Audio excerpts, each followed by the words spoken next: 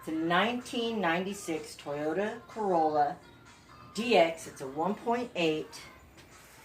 Whenever it vibrates a lot, and also when you start putting it in gear from park to drive, or from drive to reverse or neutral, whatever, it has a thunk, or your engine rattles a lot. It's just a lot of vibration. It made us suspect the motor mount. So there's 4 motor mounts in this car. One is down in the front, and O'Reilly's and AutoZone and everyone's going to call it something different, but so there's one in the front dead center, right, like underneath this license plate.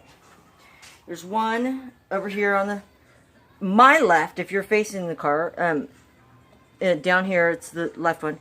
Then there's one over here underneath your air cleaner. This is also what they call the transmission mount, because when I called some auto parts stores looking for the transmission mount, they always, well, this is the one they're talking about. But it's also, in some cases, referred to as, I don't know, the left or right. I don't know. It's just, there's one here. I call it the driver's side one, passenger side one, front.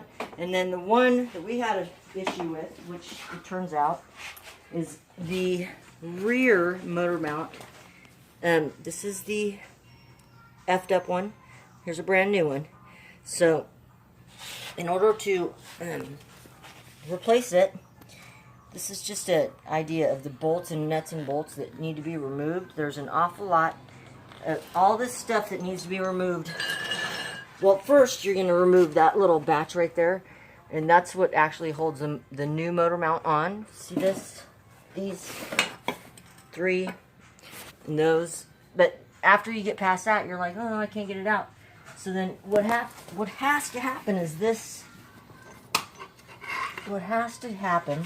Okay, so I got the car up on jack stands, and then this little bottle jack is holding up the tranny, taking pressure off of the tranny, because 3 out of these 4 mounts I just pointed out are attached to the transmission and not to the engine itself.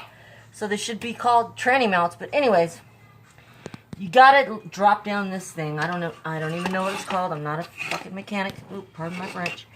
But that has to come down.